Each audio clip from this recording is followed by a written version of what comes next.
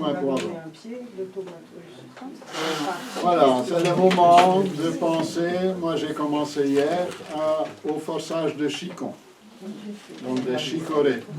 Je ne sais pas si le mois prochain on va en reparler en profondeur. Donc maintenant, si on en a cultivé dans son jardin, on commence un peu à la fois.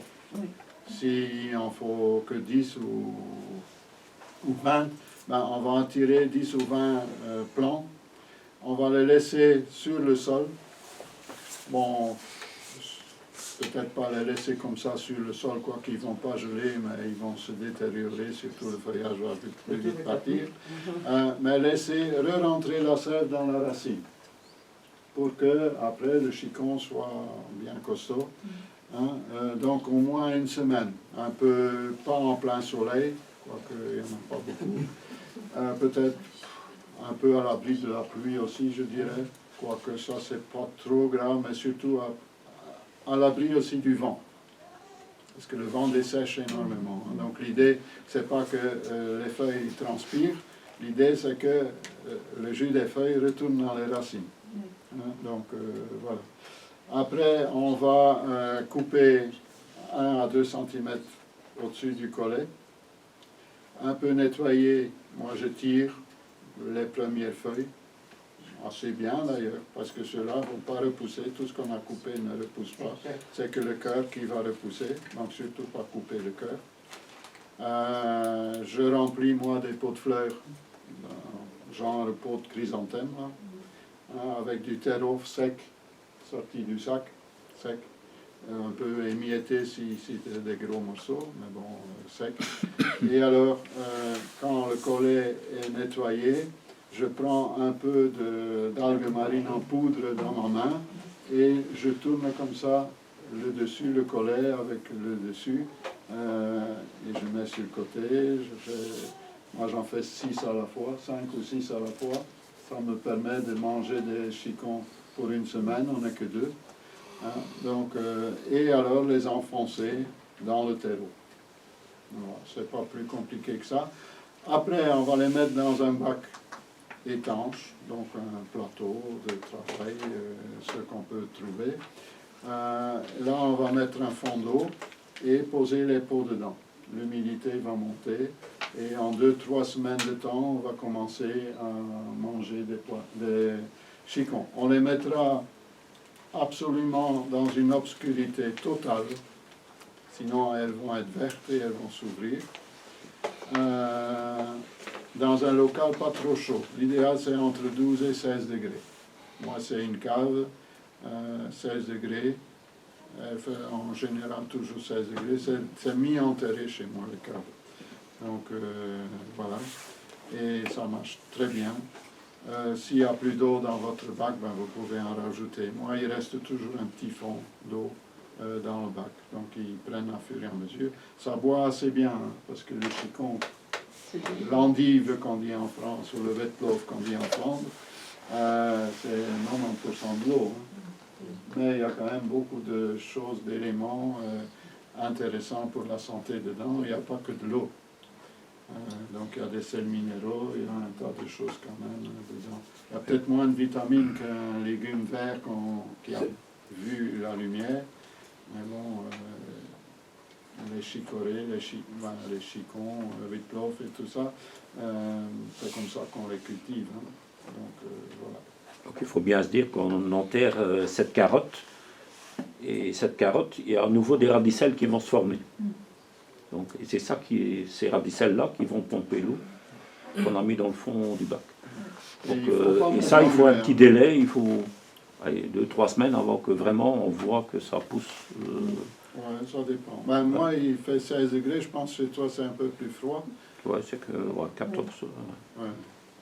Donc le plus qu'il fait chaud, le plus qu'il pousse vite. Mais trop chaud, ils vont s'ouvrir, tu auras plein de pucerons, tu auras un tas d'ennuis.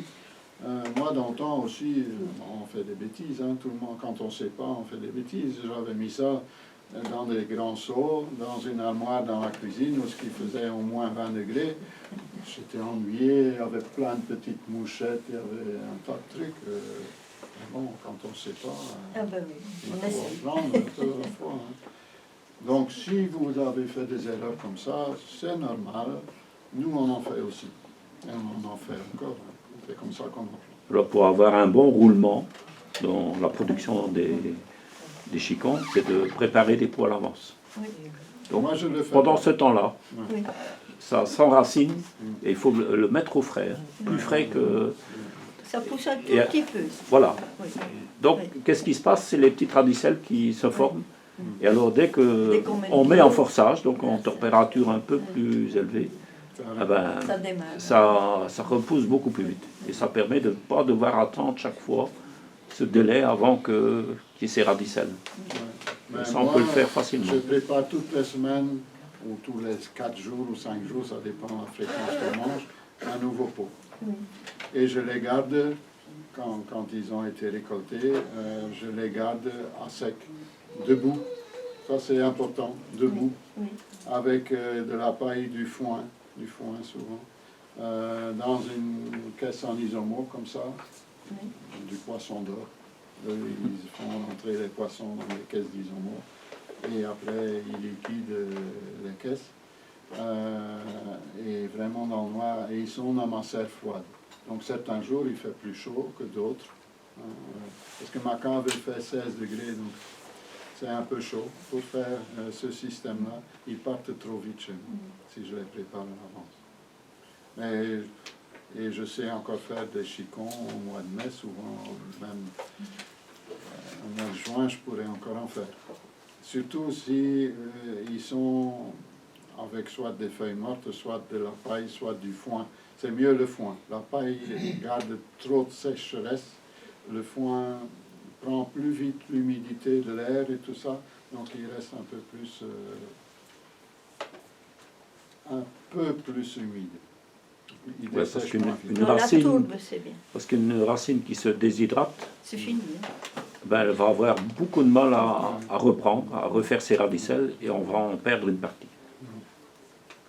Ben, si j'en ai encore au mois de juin, c'est parce que j'en avais trop et que j'ai pas su tout faire. Quoi. Oui, ben oui, c'est ça. Bon, à la longue, je les jette quand même. Hein.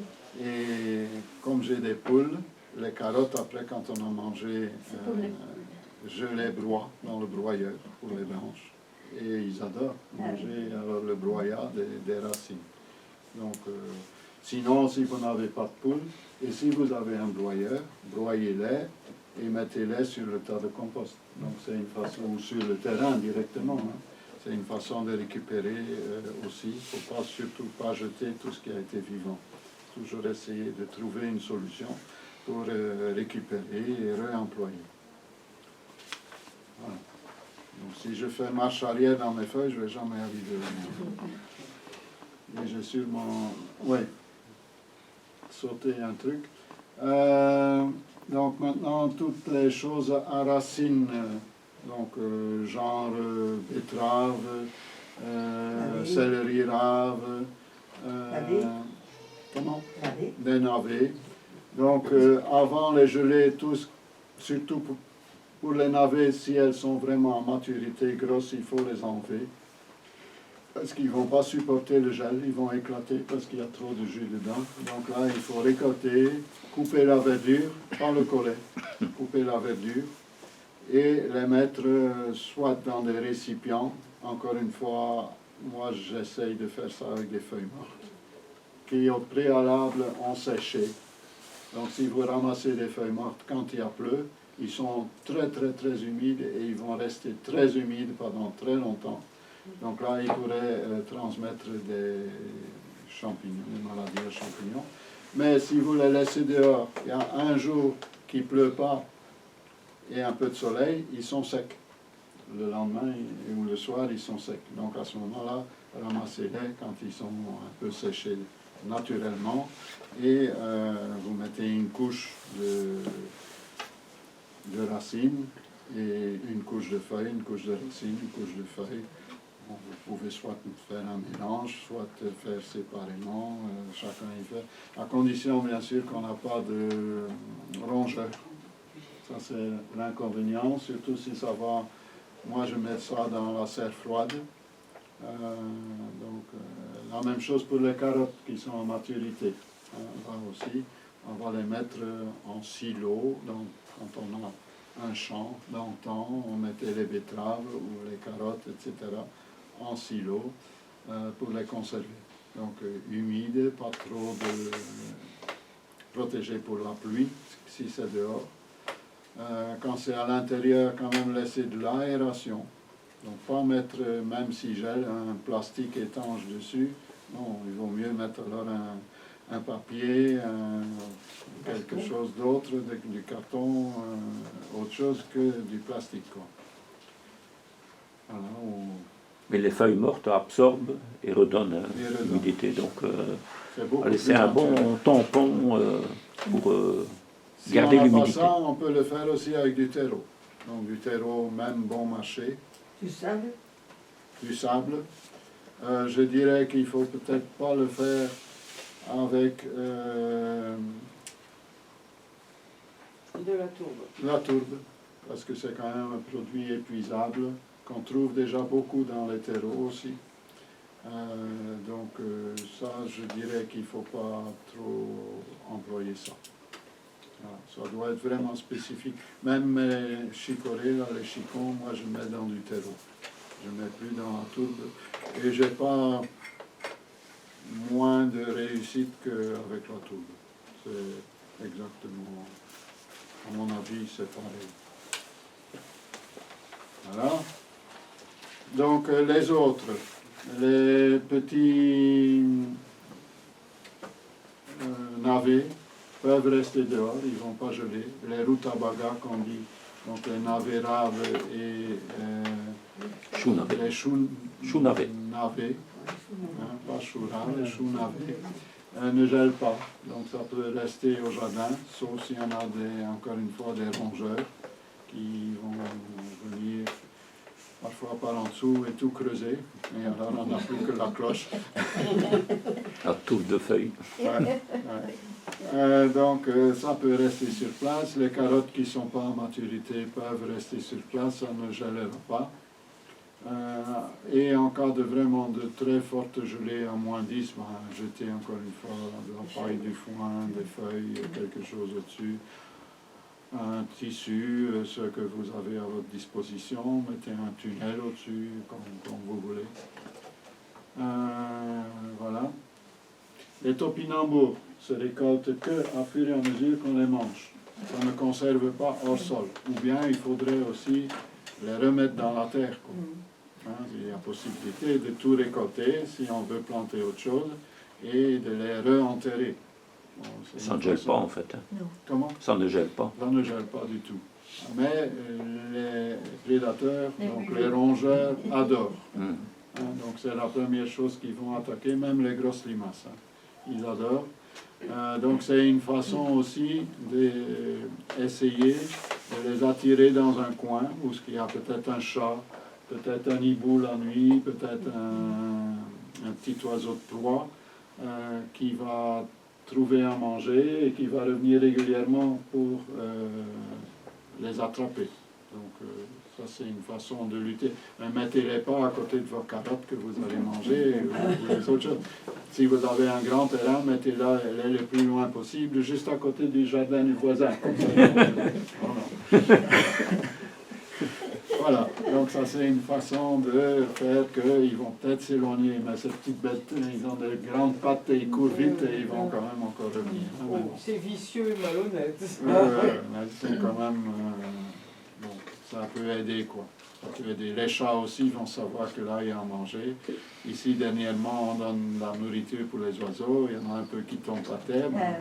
J'avais vu une petite souris, là, et le soir d'après, moi, j'ai pas de chat, mais il y avait un chat du voisinage qui était assis sur le tapis devant ma porte. Donc, il avait senti et il savait qu'il allait peut-être savoir déguster une petite souris, là. Donc, voilà. Si vous êtes trop infesté, que vous avez des poules ou des lapins ou je ne sais pas quoi, il faut quand même mettre des pièges ou ça ne sera peut-être pas suffisant, un chat. Ou déjà les oiseaux de proie et tout ça, ils ne vont pas rentrer dans votre poulailler en principe. ce que j'allais parler de ça aussi, donc les prédateurs, les mulots, les campagnols, eux, ils font des galeries à 5 cm de profondeur. Et ils adorent les racines. Donc, eux sont plutôt néfastes. Par contre, la taupe fait des galeries beaucoup plus profondes, à 30 cm de profondeur. Et elle mange en principe que les insectes et même les mulots qui oseraient voyager dans leur terrain. Donc, les taupes, c'est plutôt bénéfique. Ils sont parfois embêtants, surtout quand on a une très belle pelouse qui font le petit tas. Ouais, la taupe en général fait un plus gros mont, un Ouais. plus haut mont. Tandis que L'autre, c'est des trous. les mulots, c'est plus des galeries comme ça, et de temps en temps, une fois, À ils la prennent l'air là et Ouais. ils continuent. Donc une taupe, sauf si on a vraiment une grosse pelouse, c'est plutôt bénéfique d'avoir une taupe. Et une taupe a en principe un territoire de 1 à 2 kilomètres carrés. Donc on croit qu'on a plein de taupes. Ce n'est qu'au moment de la reproduction qu'ils s'assemblent. Et puis ils ont leur territoire.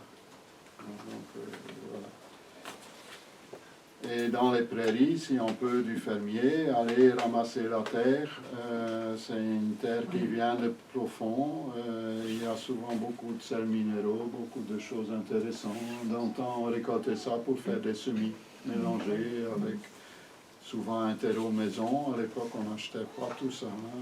On essayait de faire ça. Pour les pots de géranium. Oui, pour les géraniums, pour un tas de choses. Ouais. Voilà. Ça va, j'ai encore un quart d'heure. J'ai plus qu'une feuille et un petit bout. C'est le grand moment, le mois de novembre, des plantations des arbres et arbustes, surtout à racines nues. Le novembre, c'est le meilleur mois. On peut planter jusqu'à fin mars. Mais novembre, c'est le meilleur mois. Bon, à la Sainte-Catherine, tout bois prend racine, mais ce n'est pas que le 25. Hein. Donc tout le mois de novembre, on peut planter. Si on déplante de son jardin pour installer ailleurs, faites attention. S'il y a encore des feuilles dessus, sur l'arbre que vous déplacez, absolument enlevez toutes les feuilles. Parce que sinon, l'arbre continue à transpirer et le bois qui n'est plus alimenté parce que les racines ont été retirées, il faut le temps qu'ils font de retour des petites radicelles pour prendre l'humidité du sol. L'arbre risque de prendre un coup et de se déshydrater. Donc les bouts des branches et tout ça risquent de se déshydrater. Si vous allez dans une pépinière et qui vous vendent des arbres, si c'est quelqu'un qui s'y connaît, si ce n'est pas qu'un vendeur, il va les tirer. Même tu ne vas pas les trouver chez eux à disposition avec les feuilles. Il faut absolument enlever. Pas les transporter aussi sur une remorque ou le toit de la voiture en plein vent. Parce que là, encore une fois, tout est déshydraté. Donc, surtout les racines. Emballer les racines, ça c'est le minimum. Emballer le tout, c'est encore mieux, une remorque fermée ou dans la voiture. Moi, j'essayais de mettre ça dans la voiture carrément. Donc là, parce que sur l'autoroute, à 120 km/h, c'est une grosse tempête. Hein. Il y aura peut-être plus de feuilles quand tu rentres, mais bon. Voilà. C'est surtout les radicelles qui... Ouais, ce sont surtout les racines qu'il faut protéger. D'ailleurs, quand on allait, mais maintenant il a arrêté au Mont-Kemmel, s'il voyait que vous allez partir, il dit ah non, ne partez pas comme ça. Hein. Et s'il avait encore un bout de plastique ou quelque chose de récupération, il le donnait. Parce qu'il savait qu'après il allait y avoir des rouspétances, que les arbres n'auraient pas repris. Et aussi, bon, ben, c'était quelqu'un qui était motivé, qui connaissait la chose. qui connaissait la chose, c'était son métier. Mais bon, tout le monde ne le dirait pas. Je pourrais dire aussi, je vais en revendre un deuxième l'année prochaine. Mais bon, les passionnés vont pas faire ça.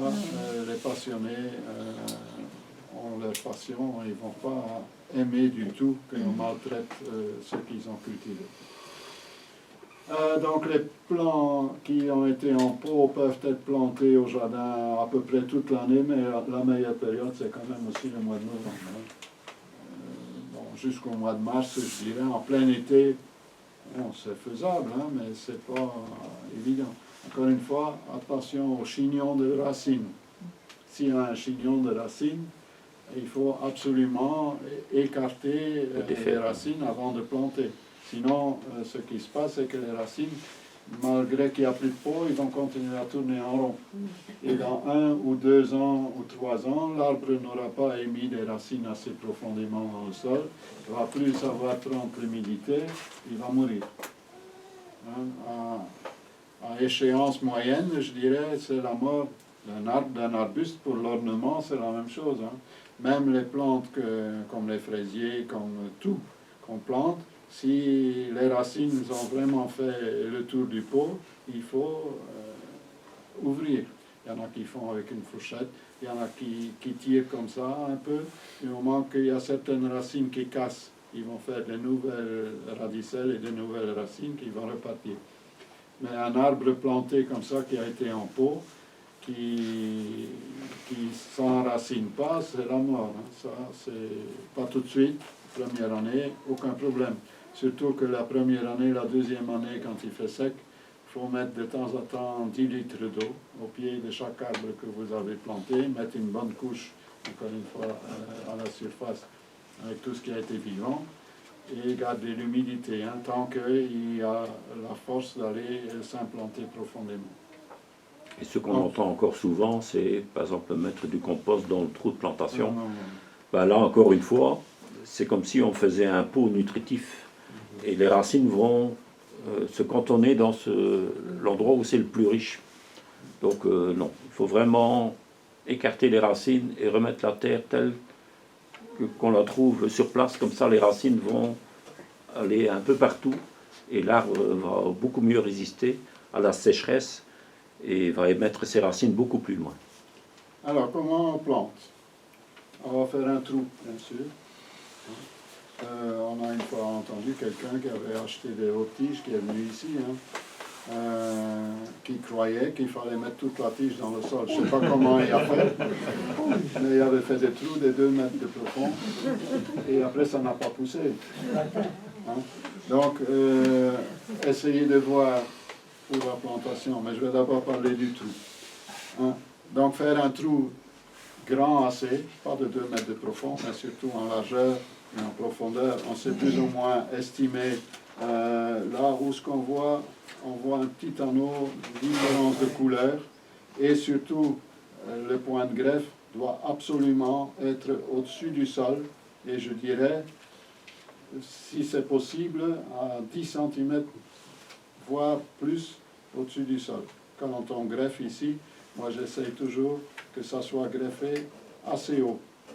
L'inconvénient, c'est qu'il y a des bourgeons qui vont repartir, mais ceux-là, on sait les casser. Si on plante et qu'on met une couche au-dessus, ce qui peut arriver, c'est si le collet y est dans la couche de couverture du sol, c'est qu'il émet des racines du bois qui a été greffé dessus et que le pied de greffe ne fait plus son action. L'arbre ne va pas mourir, au contraire, il va pousser beaucoup plus fort, mais on ne saura plus le maîtriser. Ça va devenir un arbre franc. Un arbre franc, c'est un arbre qui va faire 5, 6, 7 mètres de hauteur. C'est peut-être pas l'idée, et on pourra tailler pour le garder plus petit, quoi. Donc, c'est pour ça qu'on greffe les arbres, entre autres, pour savoir maintenir, soit un peu plus grand, soit tout petit, etc. Si on veut une autre tige, ben, on va mettre le porte-greffe assez long et greffer plus haut, quoi. Donc ça, c'est la façon de faire. Donc, le trou, en tout cas large assez, parce que les racines qu'on va plier pour savoir mettre dans le trou, ça va pas ils ne vont pas apprécier. S'il y a une racine abîmée, on coupe. On coupe pas toute la racine, mais là où elle a été cassée, on coupe plus net, parce que sinon, ça va végéter. Oui, ça va pourrir et ça risque de ne pas être mauvais pour l'arbre. S'il y a vraiment maintenant des branches, des racines démesurées qu'il faudrait une grue pour faire le trou, bah, vous pouvez un peu les raccourcir. En principe, on ne touche pas trop, sauf ce qui est cassé. Au-dessus, moi je conseille aussi de ne pas trop toucher. Il y a beaucoup de jardineries qui proposent de les tailler avant de partir. Moi je ne suis pas très pour.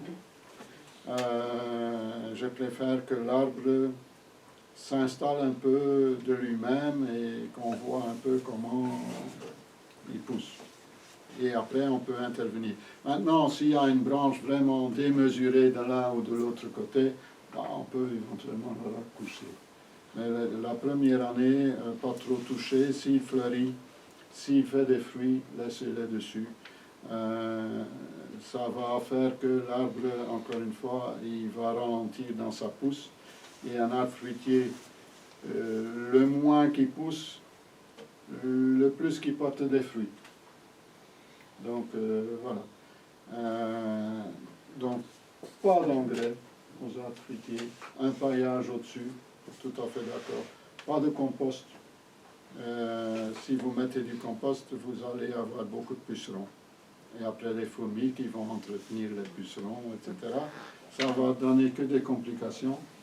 Les arbres, en s'implantant, vont trouver tout ce qu'il leur faut dans le sol. Et ils vont aller chercher profondément. Garder humide, surtout les 2-3 premières années. Bon, maintenant, je suis encore dans mon trou. Hein. À côté de mon trou. À côté de mon trou. Donc, quand je fais un trou, je prends la terre du dessus et je mets séparément de la terre de plus profond. Soit dans des grands seaux, quand c'est au milieu de l'herbe ou là où il y a autre chose qui pousse, je mets un seau, donc la terre du dessus d'un côté, la terre du dessous du trou de l'autre côté. S'il faut un tuteur, on met le tuteur avant l'arbre, comme ça on évite de casser les racines, parce qu'une fois qu'on a bouché le trou et qu'on met le tuteur, on peut couper une grosse racine, malheureusement, ça ne va pas faire du bien. Donc on met le tuteur du côté du vent principal. Donc par ici, c'est souvent l'ouest. Maintenant, ça dépend de votre jardin. Si l'ouest, il y a déjà un bois, le vent va peut-être tourner autour du bois et il va venir un peu d'un autre côté. Mais ça, vous le savez plus ou moins chez vous, les vents principaux de quel côté qui viennent. Pourquoi? Parce qu'à ce moment-là, vous avez le tuteur, vous avez l'arbre à côté, le vent il va pousser comme ça, si le vent principal il vient de là, et l'arbre va s'écarter du tuteur. Si c'est le contraire que vous mettez l'arbre du côté du vent, l'arbre va toujours cogner sur le tuteur. Mettez aussi un lien alors, qui ne va pas asphyxier, pas un fil de fer. Mettez plutôt un ruban, un banylon, une chambrère de vélo. Maintenant, ils vendent aussi des rubans en caoutchouc. Tout ça, c'est valable. Un t-shirt, un sac de patates, des filets, là, éventuellement. Bon, ça fait folklorique dans tout ça, là, hein, mais bon. Et je ne vais pas dire tout ce que je mets. Et souvent, on fait un 8. Oui, on fait un 8 pour laisser un petit écart entre le tuteur et la plante. Ou parfois, on met 3 tuteurs. Et alors, on fait des liens. Ça, c'est plus quand c'est des hautes tiges. Voilà.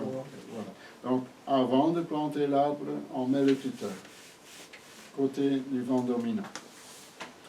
Alors, donc, je regarde, je fais le trou un peu trop profond, un peu trop large aussi.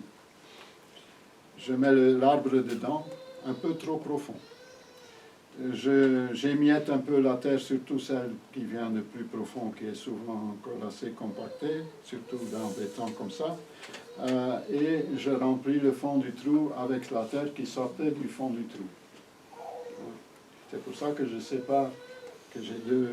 Souvent, on donne le conseil inverse. Hein. Ouais. On dit souvent, oui, il faut mettre de la terre du dessus en dessous pour que ça soit meilleur. Mais non, il faut garder les... Ouais. les strates, la vie du sol en fait. Hein, parce que dans le plus profond, tout ce qui est là n'a pas besoin d'oxygène ou très peu. Tout ce qui est au-dessus en a besoin absolument. Donc si on bouleverse, on tue ce qui était en dessous et on tue ce qui était au-dessus. Donc on tue un peu le sol en fait. Hein. Voilà. Donc je mets la terre du fond. Je mets une partie de la terre qui était enlevée du dessus et je laisse un peu trop profond. Je verse un seau d'eau et après je prends le tronc de l'arbre et en secouant légèrement, je le mets à la hauteur qu'il a besoin de venir quand le trou est fermé. Je rajoute le restant de la terre qui vient du dessus. Au-dessus, je remplis le trou. Bon, éventuellement, si c'est vraiment une terre fort grumuleuse, on peut une fois mettre son pied éventuellement. Mais souvent, quand la terre a été émiettée un peu avant, avec le seau d'eau, ça va faire couler l'argile, la terre, autour des arbres. On peut praliner aussi. Hein. Donc, praliner, c'est aller chercher des bousses de vache éventuellement, de l'argile, quand on va aller creuser un trou dans son jardin, on sort de l'argile, on mélange tout ça avec de l'eau, on fait un pape et on met les racines dedans. Donc là, on est sûr que les racines sont en contact avec de la matière. Voilà. Donc, bon, par ici, les terres sont relativement bonnes pour toutes ces plantations-là. Je ne dis pas les pays où ce que la terre est très légère, où ce qu'elle est encore plus sèche que par ici. De toute façon, cette année-ci, elle n'est pas sèche. Hein. Mais où ce qu'elle est fort sèche, c'est peut-être bien de faire un pralinage, davantage que chez nous. Mais chez nous, ça ne va pas faire du tort. Donc c'est intéressant quand même. En même temps, la bouse de vache, pourquoi la bouse de vache? Parce qu'elle contient des hormones pour faire pousser, qui est bien et pas bien. Bon, je ne suis pas à 100% pour ça, mais comme Michel il disait, à ce moment-là, l'arbre va se contenter de ce qu'il y a autour de lui, il ne va pas aller chercher plus loin. Les tomates aussi, hein, si vous mettez tout de suite de l'eau tout plein, ils ne vont pas s'implanter. Hein. C'est pour ça que mes Oyards qui font profondeur comme ça, l'humidité n'est pas que au-dessus et n'est pas que...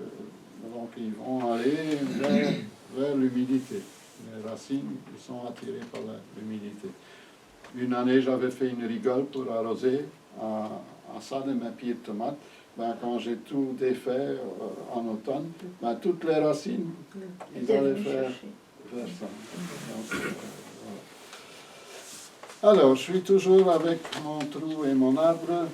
Donc, rien dans le fond du trou, pas d'engrais. La seule chose qu'on pourrait mettre éventuellement, c'est un petit peu de grain de blé. Le grain de blé, encore une fois, va germer et va dégager des hormones de croissance. Bon, ça peut se faire quand on a vraiment un terrain qui n'est pas riche du tout. Autrement, à mon avis, il ne faut pas tout ça. Et après, mettre une bonne couverture du sol. L'année d'après, la deuxième année même, quand il y a des périodes de sécheresse, bien arrosé. Bien arrosé, comme je disais tout à l'heure, c'est 10 litres d'eau à la fois, hein, mais en plusieurs fois. Sinon, ça va se disperser de tous les côtés. Hein, donc ça, c'est... Et surtout, la couverture du sol qui va garder l'humidité. Alors le fait que Ignace parlait de remonter un peu l'arbre, là, pour le ramener la greffe bien au-dessus du sol, ben, et comme il y a déjà un peu de terre sur les racines, ça permet que les racines, au lieu d'être à l'horizontale, et surtout pas qu'elles remontent, donc le fait qu'on retire, ben, on ramène un peu les racines plus... En oblique. Oui, en oblique, plus vers les 45 degrés. Donc ça, en fait, c'est la position normale des racines. Donc les racines ne poussent pas forcément horizontalement, mais plus vers le bas. Donc ça permet de placer l'arbre vraiment dans de bonnes conditions de repousse. Je ne sais pas s'il y a des questions. Il y aura un blanc. Mais il ne faut pas vous gêner de faire un noir. Hein. Il paraît que les cendres de bois, c'est conseillé pour les arbres fruitiers.